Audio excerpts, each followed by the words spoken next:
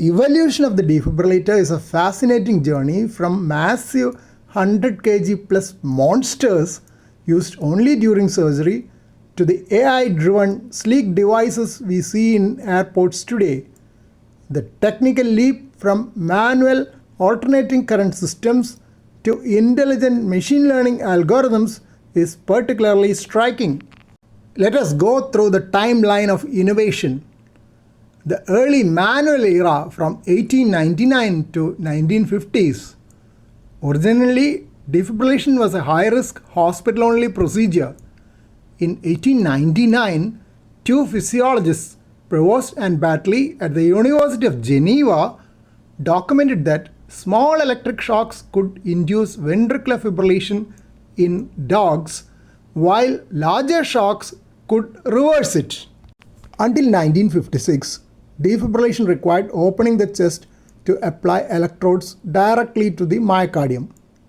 Dr. Claude Beck performed the first successful human defibrillation on a 14-year-old boy during surgery using primitive internal paddles. That was an alternating current system. Early external models like William Cohenhoven in 1930 weighed over 120 kilograms, roughly the weight of a professional wrestler, making them impossible to move quickly. The father of emergency medicine, Professor Frank Pantridge, changed everything by moving the tech into the field. The first portable defibrillator used a car battery and weighed 70 kilograms. While heavy, it allowed for the first mobile intensive care units.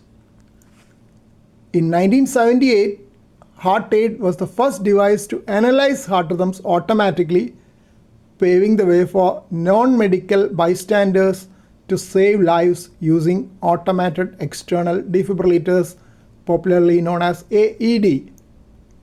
A major jump in the 1990s was a shift from monophasic to biphasic shocks, which use lower energy and thus smaller batteries or capacitors to achieve the same efficacy with less myocardial damage. Now we have the artificial intelligence revolution in everything, and it is there in smart AEDs as well. Today's devices have moved beyond simple shock, no shock logic. AI and machine learning have transformed them into responsive partners in resuscitation. Advanced rhythm analysis. Traditional AEDs used static algorithms that sometimes struggled with signal noise like muscle tremor or artifact. Modern AI-assisted AEDs use machine learning models trained on millions of ECG datasets. They can identify shockable rhythms with much higher sensitivity and specificity, and even during ongoing chest compressions, reducing the hands-off time that is so critical for survival. Predictive analytics.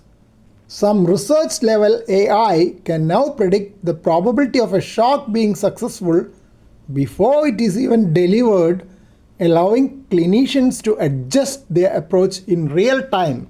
Then comes intelligent CPR coaching. AI doesn't just watch the heart, it watches the rescuer as well. Real-time feedback. Using accelerometers in the pads, AI analyzes the depth and rate of your compressions. It provides adaptive voice prompts like push harder or good compressions, effectively acting as a digital CCO consultant by your side. Contextual guidance. If the AI detects a high impedance patient, common in certain body types, it can automatically scale the energy delivery up to 360 joules to ensure the current actually reaches the heart. From an electronics perspective, the integration of Internet of Things or IoT has solved the dead battery problem. Remote monitoring. AI-enabled systems now perform self-checks and report their status via cellular or Wi-Fi. They alert managers if pads are expiring or if the circuitry fails, ensuring the device is 100% ready when a crisis hits.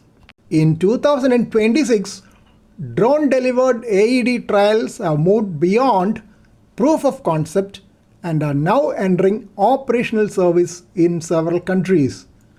The most striking development is how these trials are solving the last meter problem, not even last mile problem, getting a delicate electronic device safely into a bystander's hand without landing the drone. The Duke Health Forsyth County study, launched in 2025 and actively expanding through 2026. This is the first major US trial integrating drones into real 911 calls. The workflow: when a 911 call is flagged as a suspected cardiac arrest, a drone launches simultaneously with the EMS. Early results from early 2026 show response times dropping from a median of 7 minutes for the ground EMS to under 4 minutes for the drone.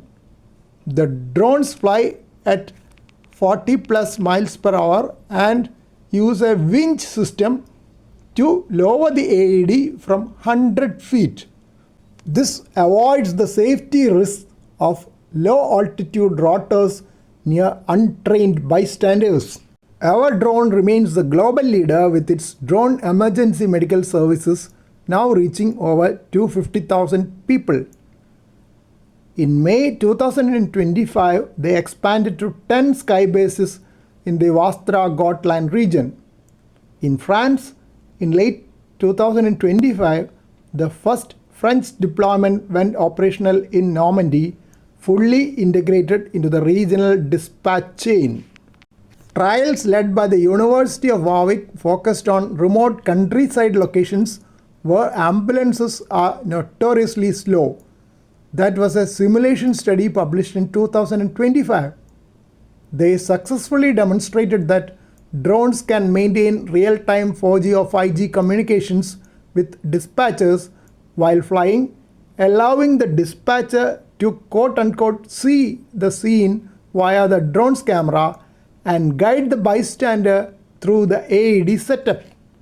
While the flight tech is mature, the trials have identified three major human factor bottlenecks: bystander retrieval, transitioning from dropping the AED to winching it, prevent damage and improve safety; AED interaction.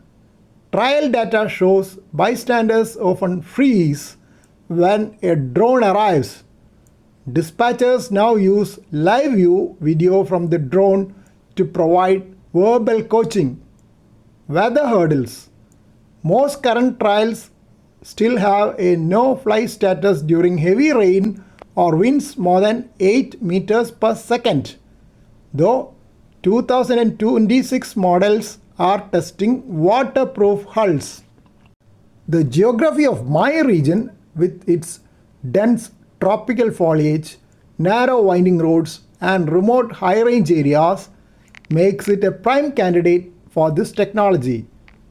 Drone delivery could bypass the traffic gridlock of cities like Kochi or the hairpin curves of the Wayanad Ghats, potentially reaching a patient 15 to 20 minutes faster than a traditional ambulance.